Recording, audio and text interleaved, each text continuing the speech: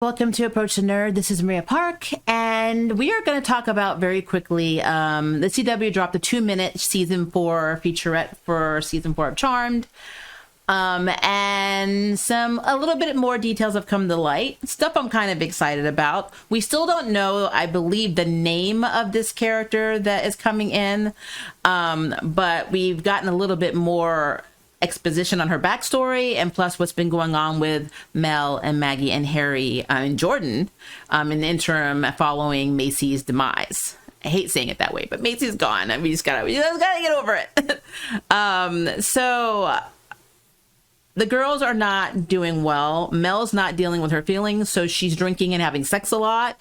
And Maggie and Jordan are taking a page out of Buffy the Vampire Slayer and gone full vigilante, almost Arrow style, taking out demons in the streets. Not using magic, but just fighting. And that's very interesting. And so we got one not having sex and drinking, and the other one basically killing things. That is how they're dealing with their pain. Harry looks like he's been drinking too, and he is very angry. And the introduction of this new character is not sitting well with him. He wants Macy back, so everything he's saying is from a place of grief and hurt. He doesn't want to deal with this girl, which is interesting for a white lighter. Just putting that out there. Now, the new character, we don't know her name, but we do know that Maggie referred to her as the most important witch of all time. Something along those lines. Now, I don't know if Maggie was saying that because she's trying to recruit her into being a charmed one, or if there's something we don't know. Now, I made a theory video with Eloy from the Turnout months ago.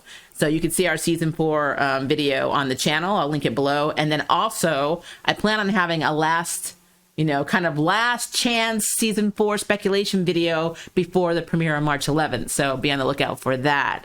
But this girl, she has a troubled background. It's actually following a CW trope that I've noticed. There's always a new character that's had it rough. And take Batwoman, for instance. There's a slight parallel between these two characters, and that both of these characters were left as babies at fire stations. I don't know what this is about. I'm trying not to worry about that because you know how I am with CW writing, guys. So I'm kind of nervous. But outside of the fire station thing, this person seems to be a street artist, does a lot of art murals and things like that. She's a cancer survivor, which is also interesting. She better not be living in a van. I'm putting that out there right now. So that's something I do not want to see. But I'm very curious to see, there's a scene where you see her sketching in her sketchbook, or you see sketches in her sketchbook of the house of Mel and Maggie, and she doesn't understand why she's having dreams about them. And, she's never met these people. She's obviously never seen the magical house that follows you around. So it's very interesting that she's having this now. But like Paige in the OG series, she does not want to be a charmed one. You can see she's very reluctant. She's like, this is not my life. I've been through some stuff. I don't have time for people coming for me. So I think a lot of this is going to be them trying to convince her to be the charmed one, which is very, very reminiscent of Paige's kind of struggle with accepting that she was a charmed one as well. But like in the OG series, she does become the biggest champion for being a charmed one, even when, Piper and Phoebe want to give up their powers a few times in the series later on. So there's that. She kind of does remind me of Paige a little bit. She's very spunky. She seems really, really independent. Something else I like is the fact that Mel and Maggie are both grieving, because I don't know if it was because of the drama of the OG series, but only Piper was sad and grief-stricken and angry, and Phoebe never seemed to be.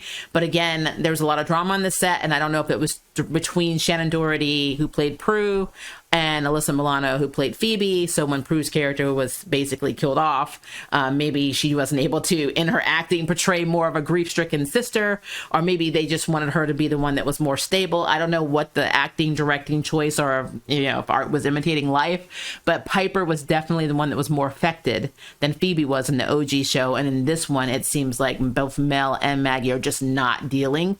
And then you also have the added bonus of Harry, who lost the love of his life. So we don't have Hasty anymore. So that is a whole thing. It's interesting. I am very, very excited. I know we have new characters coming too. So again, I am going to be doing a last minute season 4, speculation video before the premiere on the 11th. But I just wanted to do a really quick rundown on some things that I noticed in this one because, yeah, I want to know what this new character's power set is. I want to know, she's walking with an Asian girl. I don't know if this is her girlfriend, her BFF. I want to know what that dynamic is. Are we going to have 2 LGBTQ plus representations in this? I want to know why Maggie called her potentially the most important witch of their generation, their lives, whatever.